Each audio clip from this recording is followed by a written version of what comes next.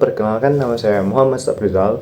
Saya di sini sebagai selaku moderator dari kelompok Amerika Utara. Di sini kelompok kami akan membawakan materi yang berjudul Pembentukan Identitas Nasional di Amerika Serikat, Kanada, dan Meksiko selama abad ke-19 sampai abad ke-20.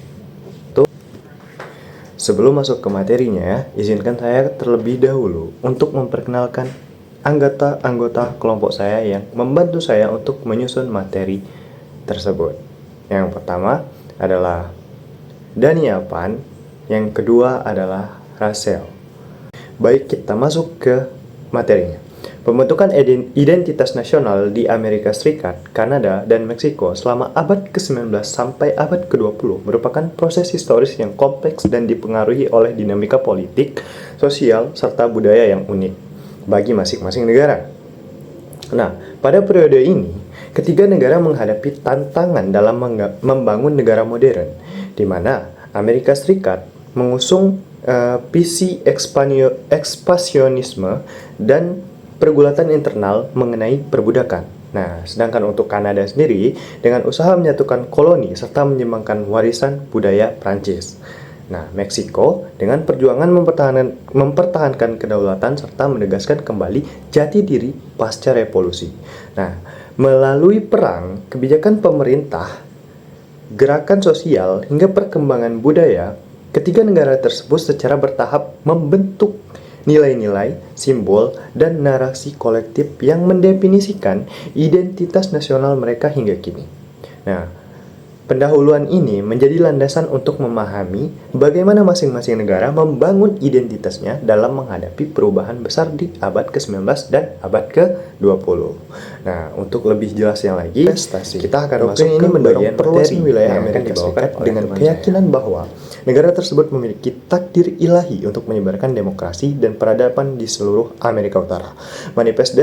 Manifest Destiny didorong oleh pandangan superioritas ras Anglo-Saxon yang membenarkan pengusiran suku-suku asli Amerika dan konflik dengan Meksiko. Perluasan ini mengubah geografi politik dan memupuk mitos pionir sebagai simbol keberanian dan kebebasan. Nah, yang nomor 2 yaitu Perang Saudara Amerika Serikat yang berlangsung pada tahun 1861 sampai 1865. Perang Saudara memaksa Amerika Serikat untuk menghadapi kontradiksi antara kebebasan yang tercantum dalam deklarasi kemerdekaan dan kenyataan perbudakan di selatan. Konflik ini berasal dari perbedaan ekonomi antara utara, yaitu yang berfokus pada industri, dan selatan yang berfokus pada agraris dan bergantung pada perbudakan. Gerakan abolisionis di utara semakin mendesak penghapusan perbudakan yang pada akhirnya memperburuk ketegangan dan memicu perang. Nah, selama abad ke-20, identitas nasional Amerika Serikat mengalami perubahan drastis seiring dengan perannya sebagai kekuatan global setelah Perang Dunia Pertama dan terutama setelah Perang Dunia Kedua. Konflik besar seperti Perang Dunia Kedua, Perang Dingin, dan Perang Vietnam membentuk citra Amerika Serikat sebagai pembela demokrasi, sekaligus pemicu kritik internal terhadap imperialisme dan intervensi global. Di dalam negeri, gerakan hak sipil menentang diskriminasi rasial dan memaksa negara untuk menerima prinsip bahwa semua manusia diciptakan setara. Sejalan dengan bagaimana yang ditegaskan oleh Martin Luther King Jr. dalam seruannya untuk mewujudkan janji Amerika. Gelombang imigrasi besar-besaran dan pertumbuhan masyarakat multikultural memperluas definisi kewarganegaraan. Sementara, debat tentang identitas, kesetaraan, dan peran pemerintah terus membentuk Amerika modern. Abad ke-20 pada akhirnya menjadikan Amerika Serikat sebagai negara yang identitasnya dibangun tidak hanya atas kekuatan militer dan ekonomi, tetapi juga atas perjuangan panjang untuk menafsirkan ulang kebebasan, kesetaraan, dan makna menjadi negara pluralistik. Nah, untuk lebih jelasnya lagi, kita akan masuk ke bagian materi yang akan dibawakan oleh teman saya. Peristiwa Amerika Serikat pada tahun abad 19 yang dimulai melalui kejadian Manifest Destiny. Apa itu Manifest Destiny?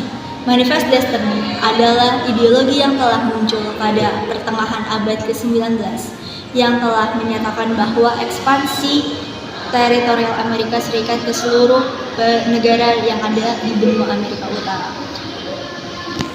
yang merupakan takdir yang jelas dan tak terelakkan. Dalam konsep tersebut telah menggabungkan 3 elemen utama, yaitu kepercayaan pada keunggulan moral Amerika, misi untuk menyebarkan sistem pemerintahan republik, dan keyakinan pada takdir ilahi untuk mencapai misi tersebut. Melalui doktrin ini telah memberikan justifikasi ideologis untuk melakukan ekspansi teritorial yang agresif, termasuk di Texas pada tahun 1845 dan juga Perang Meksiko yang dimulai pada tahun 1846 hingga 1848. Dampak terjadinya identitas tersebut di dalam doktrin tersebut memberikan identitas nasional Amerika sebagai bangsa pionir yang berani dan ekspansionis, ditandai dengan keberanian individualisme dan semangat petualangan. Namun, ekspansi ini memiliki dimensi gelap karena dilakukan dengan mengorbankan penduduk asli Amerika dan juga Meksiko. Semangat ekspansionis dan juga ekspansionalisme Amerika yang berakar pada manifest destiny terus mempengaruhi kebijakan luar negeri Amerika Serikat hingga di abad ke-20, seperti aneksasi Filipina di tahun 1898. 2. Amerika Serikat di abad ke-20 melalui peran global dan juga promosi nilai demokrasi. Peran global, Perang Dunia I dan juga Perang Dunia II telah mengubah Amerika Serikat dari kekuatan regional menjadi pemimpin dunia. Presiden Woodrow Wilson mengartikulasikan misi Amerika untuk make the world safe for democracy, yang merupakan kelanjutan dari semangat misionaris abad ke-19 dalam konteks global. Setelah Perang Dunia Kedua, Amerika Serikat muncul sebagai pembela kebebasan dan juga demokrasi melawan fasisme, yang telah menegaskan komitmennya terhadap nilai-nilai liberal demokratis. Perang Dingin dan juga identitas demokratis. Perang Dingin menjadi periode yang sangat penting dalam pembentukan identitas nasional Amerika modern, di mana Amerika Serikat telah mendefinisikan dirinya dalam kontras langsung dengan komunisme totaliter. Identitas Amerika Serikat semakin dikonstruksi di sekitar nilai-nilai demokrasi, kebebasan individu, dan kapitalisme pasar bebas.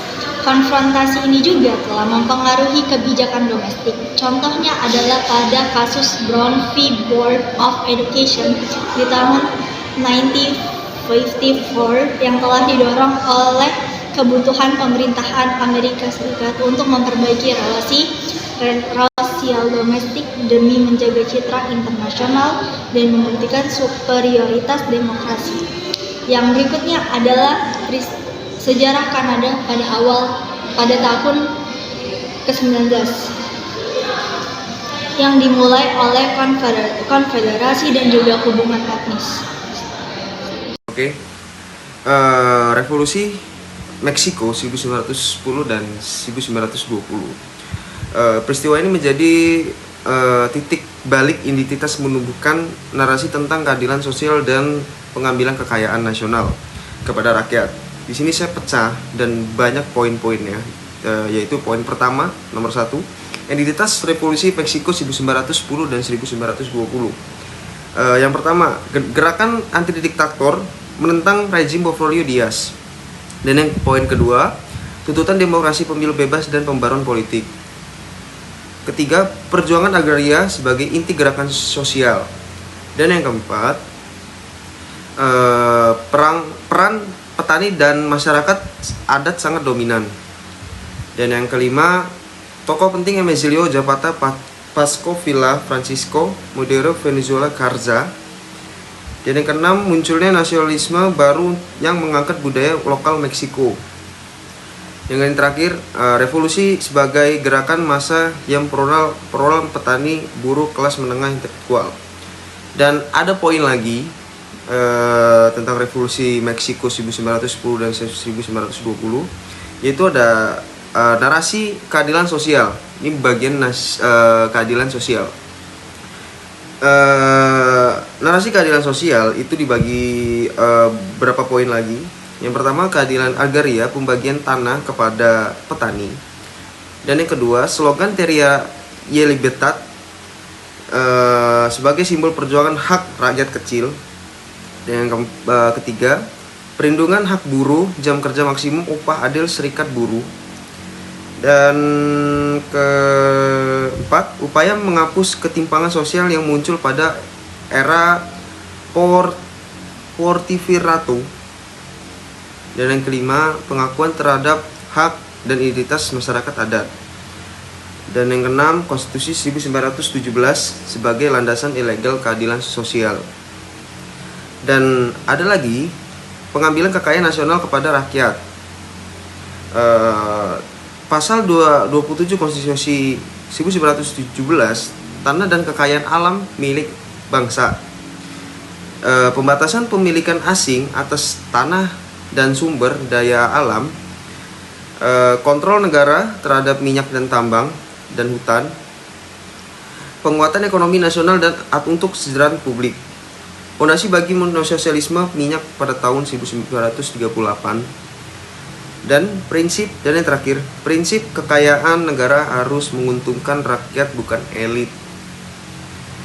Dan kita lanjut lagi, konsep mestizate. Secara resmi, entitas nasional Meksiko menganggungkan pencampuran budaya Eropa atau Spanyol dan pribumi sebagai ras kosmik yang unik. Hal ini sering diungkapkan melalui muralisme seni di dinding di publik yang mengisahkan sejarah heroik bangsa. Konsepnya itu ada 5 konsep. Yang pertama, definisi dan ideologi mestize. Mestize adalah gagasan pencampuran antar budaya dan ras Spanyol, Eropa, dan pendudukan pribumi indigenia. Menjadi konsep resmi negara pasca revolusi Meksiko. Dipandang sebagai identitas khas bangsa Meksiko, bukan Eropa penuh, bukan pribumi penuh, tapi gabungan keduanya. Dan yang kedua konsepnya, konsep rakosmik atau La Raza Cosmica. Dipopulerkan oleh José Vasconcelos pada tahun 1925. Menggambarkan bangsa Meksiko sebagai ras bumi baru asli, perpaduan berbagai entis terutama Spanyol dan pribumi. Dipromosikan sebagai identitas yang unik, kuat, dan mempersatukan bangsa. Dan konsep yang ketiga, fungsi politik dan sosial. Digunakan sebagai alat persatuan nasional setelah revolusi di Meksiko. Dapat mengurangi ketegangan antar warisan kolonial Spanyol dan budaya pribumi. Menegaskan citra Meksiko sebagai negara yang bangga dengan identitas campurannya. Dan konsep yang keempat, representasi dalam muralisme. Muralisme adalah seni lukisan dinding publik yang diperkembang pada 1920 sampai 1940. Dan sini ada tokoh utamanya.